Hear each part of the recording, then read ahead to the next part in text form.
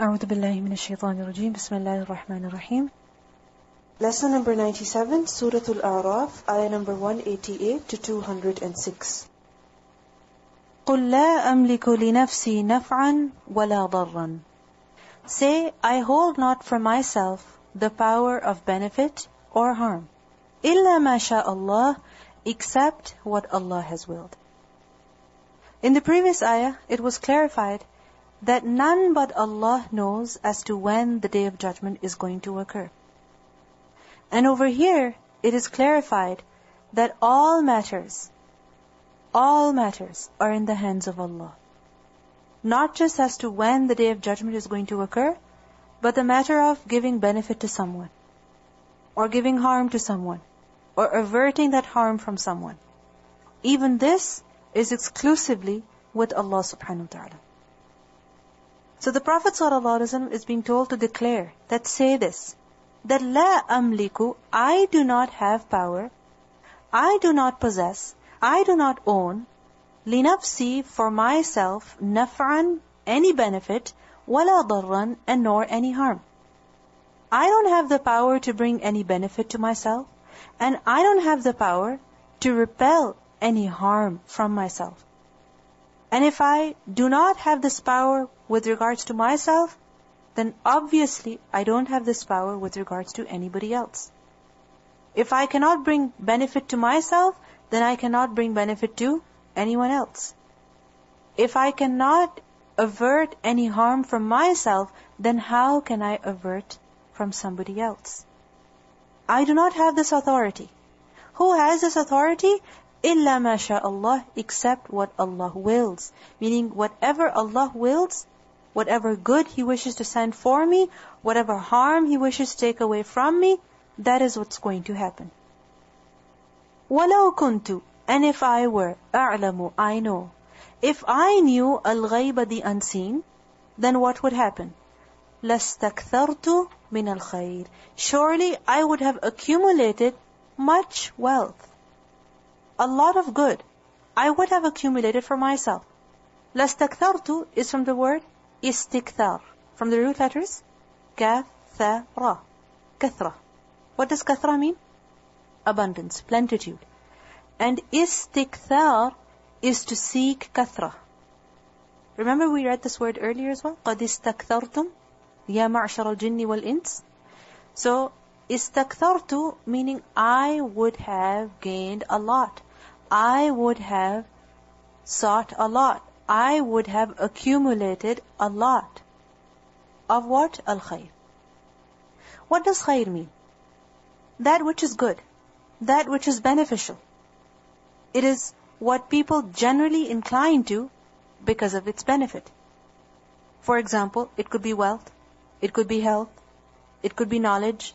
It could be fame. Anything that people find beneficial, which is why they like it, which is why they want to have it. And it could be something tangible as well as intangible. It could be of material things, material benefits, and it could also be of intangible benefits. So material, for example, wealth, and intangible, for example, knowledge, status. So if I knew the unseen, then I would have accumulated a lot of good for myself. What does good mean over here in particular? It means wealth. It means wealth. If I knew the unseen, I would have accumulated a lot of wealth for myself. How do we know that the word khayr is used for wealth? From several places in the Quran. For example, in Surah Al-Baqarah, ayah 180, we learned earlier that إِن تَرَكَ خَيْرًا الْوَصِيَّةِ. If the deceased, the dying person, the dead person, if he's leaving behind himself some khayr, meaning some wealth, then what does he have to do? Al-wasiyah. He has to make a will. Similarly, in Surah Adiyat, ayah number 8, we learn وَإِنَّهُ لِحُبِّ الْخَيْرِ لَشَدِيدٌ. And indeed, he is, for the love of wealth, very severe. He has a lot of love for wealth. Who? The human being. So the Prophet ﷺ is being told to say that if I knew the unseen, I would have accumulated a lot of wealth for myself. And if I knew the unseen, then وَمَا مَسَّنِيَ السُّوءُ, then no evil, no harm would have touched me. Massani is from the root letters mim, sin, sin. Why? Because someone who knows the unseen, someone who knows what might happen in the future, what's happening behind the walls, what's happening in the hearts of people, in the minds of people, what they're thinking, what they're planning, then he can make a lot of money for himself. And at the same time, no one can harm him. Because he knows what the intention of the other person is. He knows, okay, if I go over here, this tree is falling, then I should stay away from it, I should not go, because he knows the unseen. So, if I knew the unseen, I would have accumulated a lot of good for myself, and no harm would have ever touched me. What does this show? That the Prophet ﷺ did not know the unseen. He did not know the unseen. And part of the unseen is knowing as to when the Day of Judgment is going to occur. I don't know the unseen. Only Allah knows. Why am I here? What's my role? In ana illa nadhirun mubin. Nadhirun wa bashirun liqawmin yu'minun. I am only a warner and a bearer of good news for who? For those people who believe. The Prophet ﷺ's warning and good news were for all people. Who was going to benefit? Those people who believe. They are the ones who benefit from the warning, and they are the ones who benefit from good news. Over here, in this ayah, a very clear message is being given. That the matter of loss and benefit is exclusively in the hands of Allah subhanahu wa ta'ala. Why? Because He alone knows the unseen. And no one else but Him knows the unseen. Even the prophets of Allah. Even they don't know. Now the question is, what is the unseen? Remember that ghaib, unseen, is of two types. The first type of ghaib is ghaib mutlaq, absolute unseen. And it is those matters which are hidden from everyone except for who? Allah subhanahu wa ta'ala. No one knows about it except for Allah. For example, as to when the Day of Judgment is going to occur. Only Allah knows about it. Ghaib mutlaq, absolute unseen. The second type of ghaib is ghaib nisbi, from the word nisbah. What does it mean? Relative, or that is related to someone. So basically it refers to that unseen which is known to some but unknown to others. You understand? Like for example, what you had for breakfast this morning. I don't know. I have no idea. Whether or not you even had breakfast, I have no idea. And if I claim to know without you telling me, then this is what? Claiming to know? The unseen. I don't know, but do you know? You know. So it is unseen for me, but it's not unseen for you. Similarly, what's happening in the other room, outside the building? It's unseen for us, but it's not unseen for those who are there. So there are some matters which Allah subhanahu wa ta'ala has informed some people of. He has informed some angels of, or He has informed some prophets as well. For example, some matters the Prophet ﷺ was told about, but other matters he was not told about. So what do we learn from this ayah? First of all, we learn that if the Prophet of Allah does not know the unseen, and he does not have the power to bring any benefit to himself, or to ward off any harm, then other people besides him, who are lesser than him, how can they claim to know the unseen? How can they claim that they have control over bringing benefit to them and averting harm from them? Or bringing benefit to somebody else or averting some harm from them? This matter is exclusively in the hands of Allah subhanahu wa ta'ala. Because He is the only one who created, and He is the only one who provides, and He is the only one who plans. Therefore, we should turn to Him. We should ask Him. Then we also learn from this ayah that no person knows as to what is going to happen in the future. Because the Prophet ﷺ is being told to say that if I knew the unseen, then I would have accumulated a lot of good. Which shows that he did not know what was going to happen in the future. Because many times what happens? Opportunities come before people, but they don't know about them even. They don't know what potential there could be in availing that opportunity, what benefit there could be in availing that opportunity. They have no idea. And later on they wonder, if I had accepted that job offer, maybe I would be there today. Maybe I would have made this much money today. Maybe. We don't know what's going to happen tomorrow. If somebody has food today, he doesn't know if he will have food tomorrow. If he has wealth today, he doesn't know if he will have wealth tomorrow. If he has health today, he doesn't know if he will have it tomorrow. Nobody knows about the future except for Allah. Except for Allah subhanahu wa ta'ala. In Surah Al-Naml, ayah number 65, we learn, قُلْ لَا يَعْلَمُ مَنْ فِي السَّمَاوَاتِ وَالْأَرْضِ الْغَيْبَ إِلَّا اللَّهِ.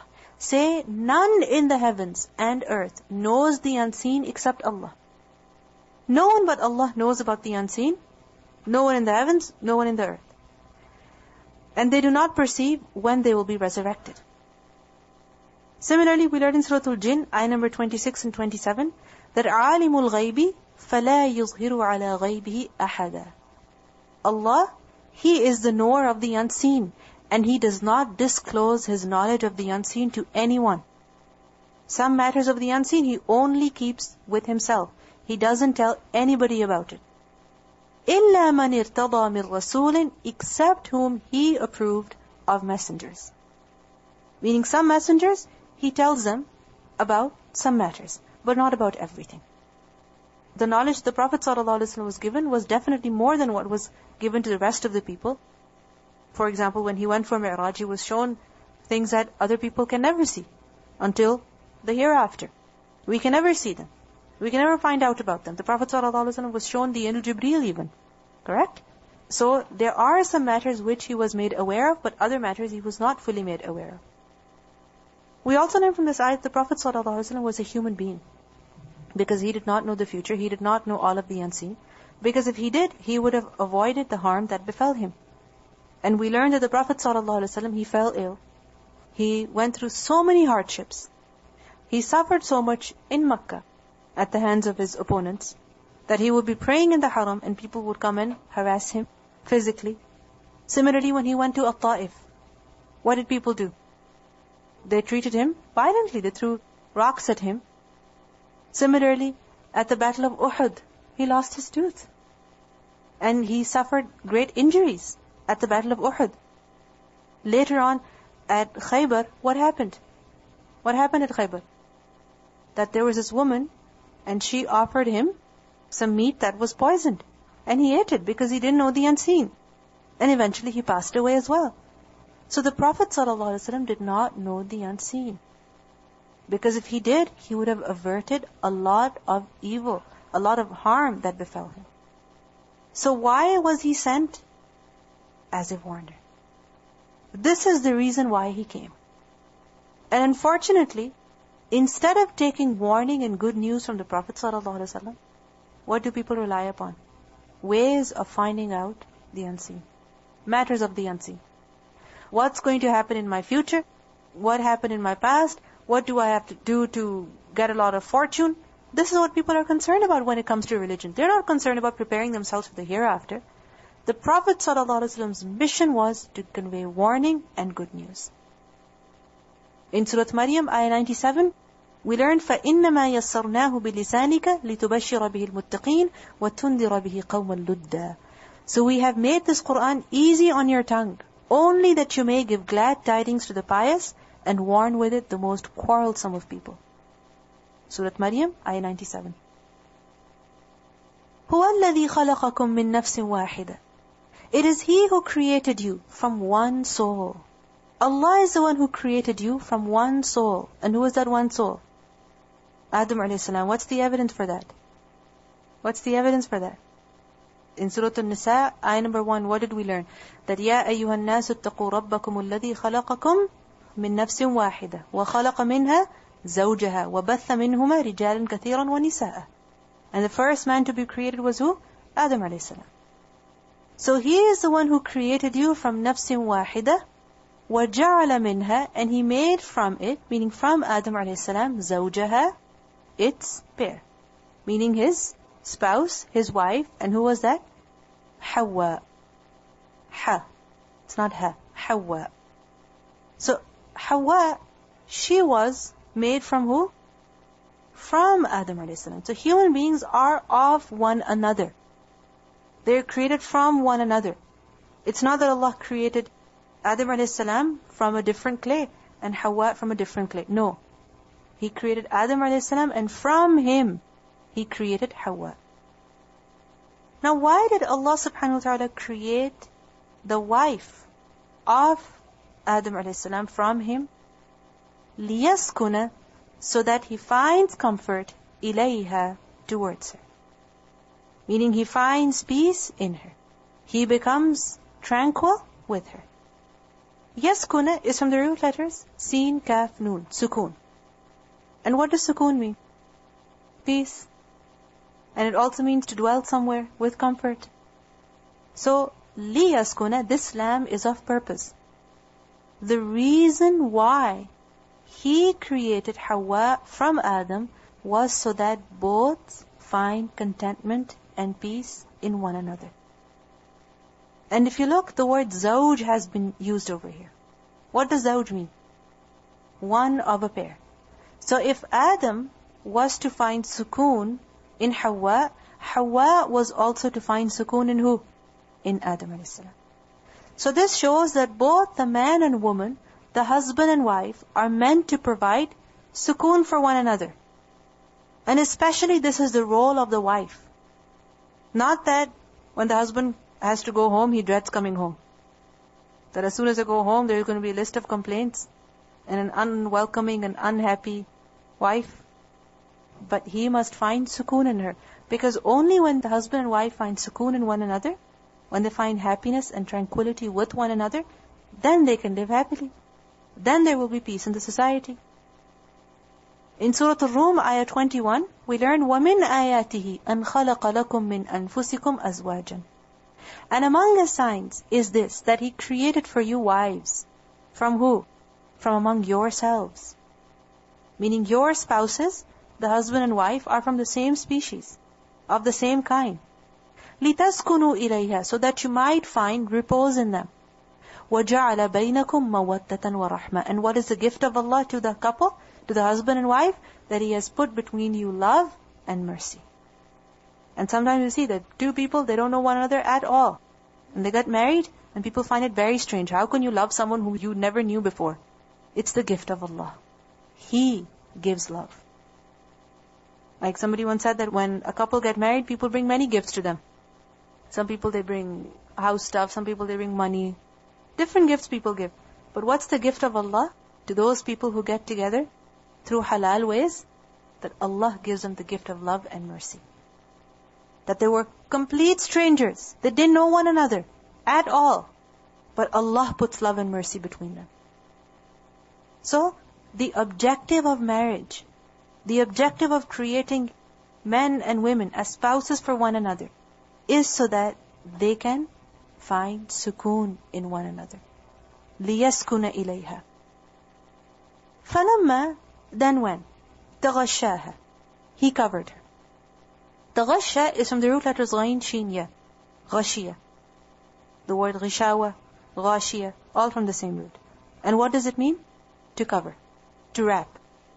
And تَغَشَّاهَا, over here, this is a figurative expression for becoming intimate between a man and wife. So this is a figurative expression for sexual intercourse.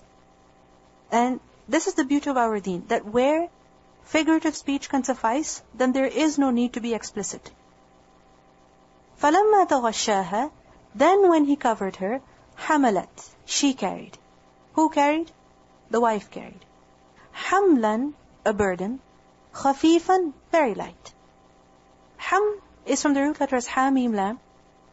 And haml is the burden, the weight that is carried in the belly, or it is the burden that is carried by a tree or a plant.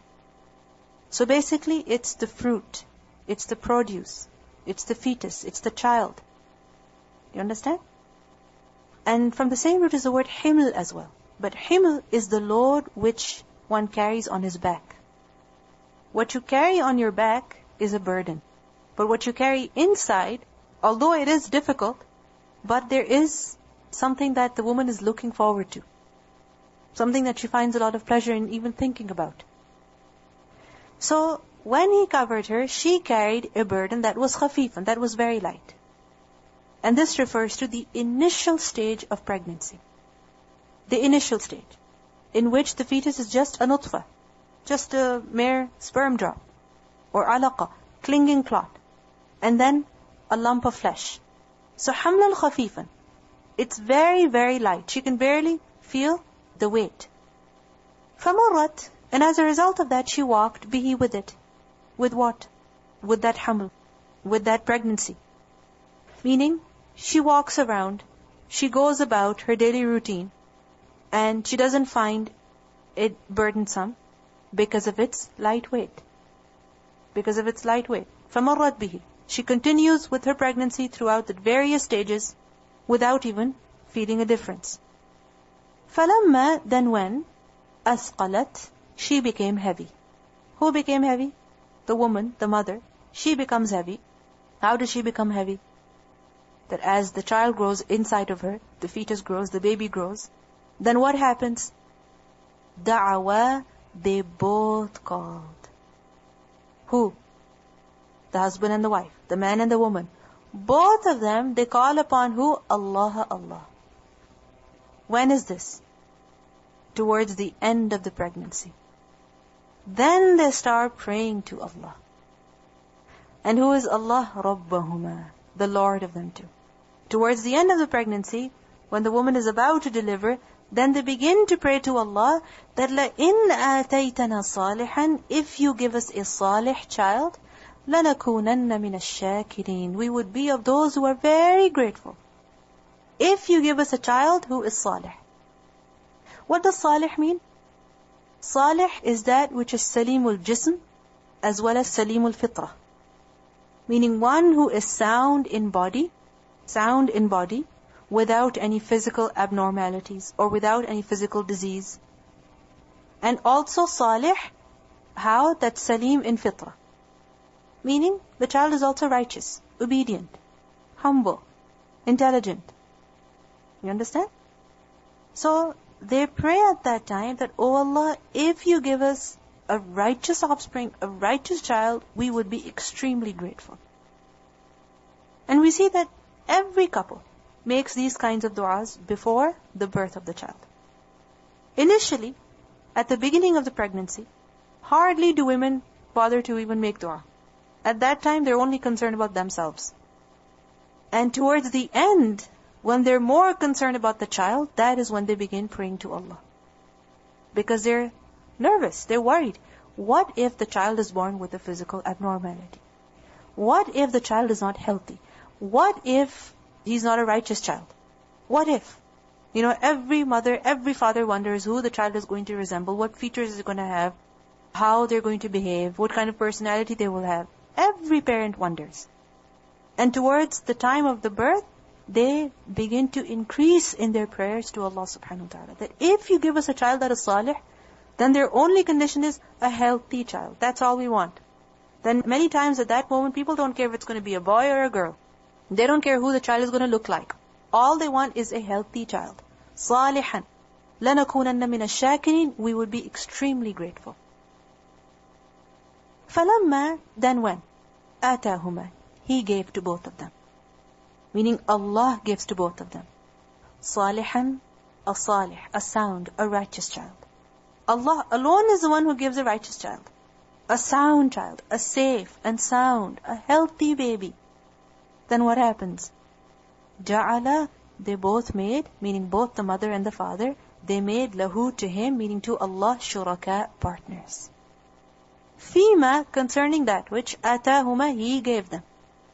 Allah alone gave them the child who is safe and sound and healthy. But what happens when the child is born? They associate partners with Allah concerning the child.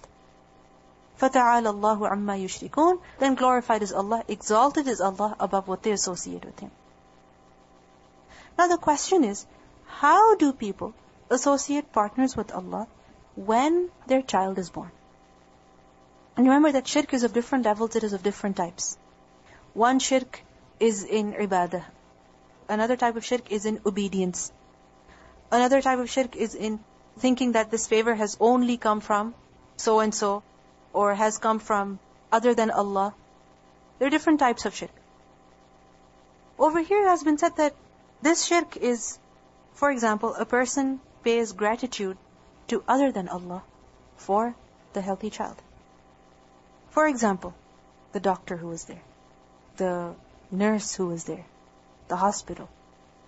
It doesn't mean we don't acknowledge the fact that Allah provided that doctor at the right time, provided that nurse at the right time, provided that hospital at the right time. Of course we do. Allah subhanahu wa ta'ala sent those means. But many times what happens? People only talk about who? The doctor. They only talk about who? The nurse. They only talk about the fact that they found out what the problem was and they could save it. And they could save the baby. They could save the mother. That's all they talk about.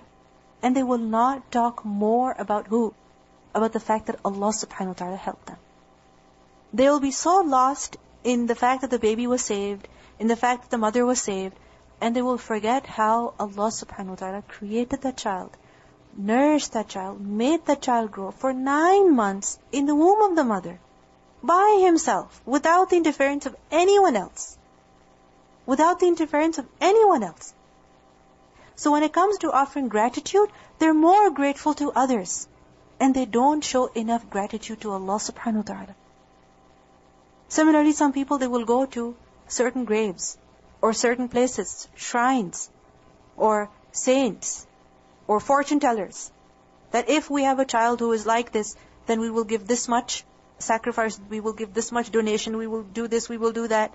All of this comes in associating partners with Allah when it comes to offering gratitude to Him for something that He gave exclusively. Similarly, shirk is also done at this instance. How?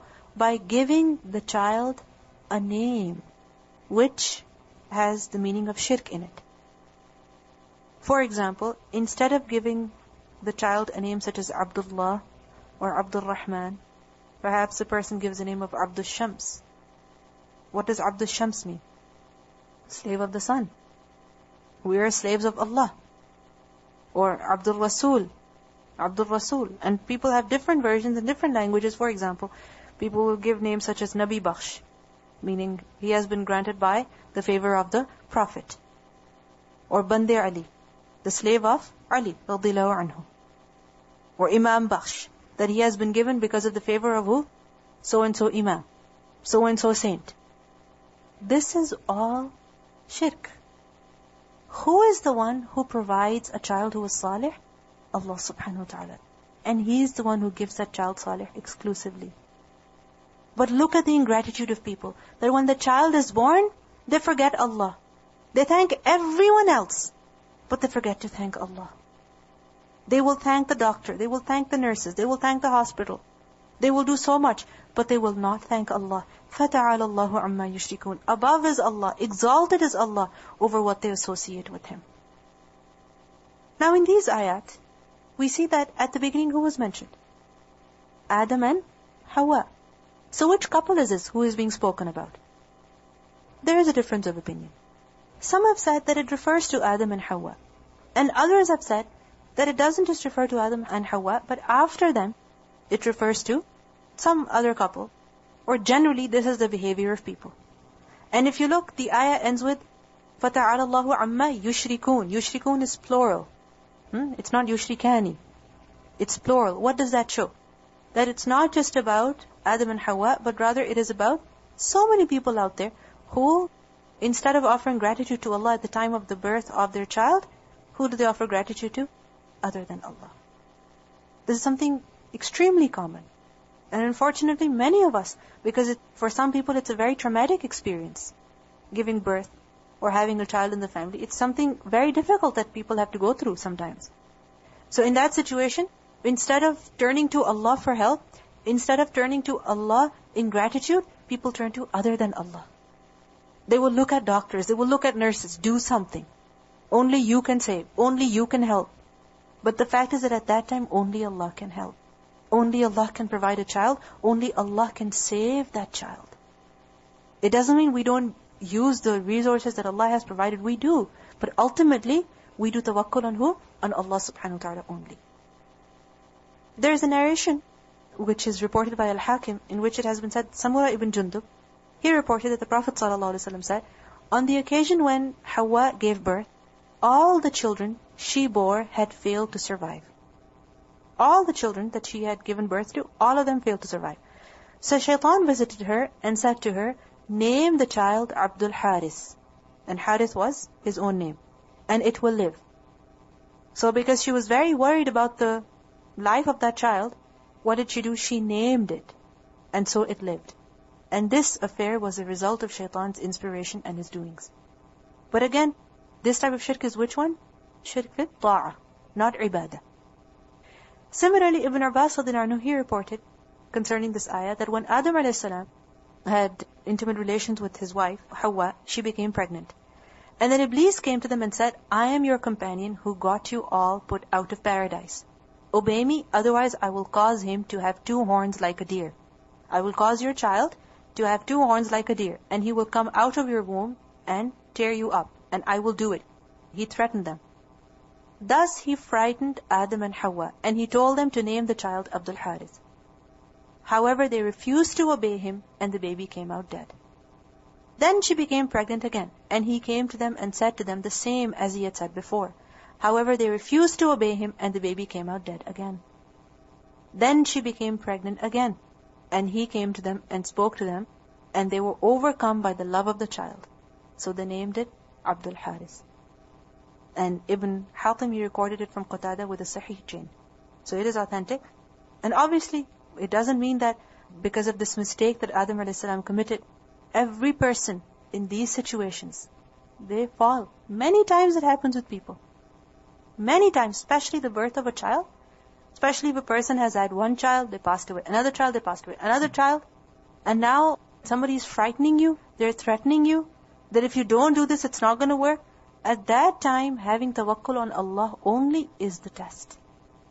Is the test. Because many times what happens with people, for example, somebody was mentioning that if a couple, they have a child who, let's say, is deaf, or let's say have some physical abnormality, then what they will do is before the next child is born, they will have that particular organ that is disabled, like for example, the child is deaf, so they will have an ear, or the equivalent amount of an ear in gold.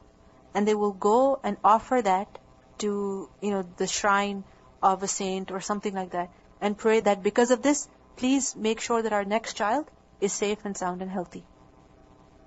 So because of this fear, because of the love of the child, many people, they make major mistakes at this point. Major mistakes. Even the most righteous of people. It happens. And this is a warning for us that who should we turn to at the time of need? Who should we turn to for help? Allah subhanahu wa ta'ala only. And these are tests that we are put through in different stages of our lives. Ayushrikuna, do they associate? Meaning, the people, when they associate partners with Allah, who are they associating? مَا لَا يَخْلُقُ شَيْئًا, that which has not created anything. وَهُمْ يُخْلَقُونَ, and they themselves are created. Who are they associating with Allah?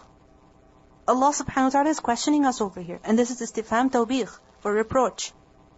That you are associating with Allah someone who لَا يَخْلُقُ شَيْئًا, does not create anything, has not created anything, and cannot create anything. وَهُمْ يُخْلَقُونَ, and they themselves are created. So when they themselves are a creation, then how can they create? How can they grant children? Who are you associating with Allah? One who cannot even create himself? They're that dependent on others? In Surah Al-Nahl, ayah number 20, we learn, وَالَّذِينَ يَدْعُونَ مِن دُونِ اللَّهِ لَا يَخْلُقُونَ شَيْئًا وَهُمْ يُخْلَقُونَ, and those they invoke other than Allah create nothing, and they themselves are created. Earlier, it was clarified that all benefit and harm comes from who? From Allah subhanahu wa ta'ala. And part of that is that a child who is born healthy is given by who? Allah. And a child who is born disabled or is born dead, by who? Allah subhanahu wa ta'ala. Everything comes from Allah.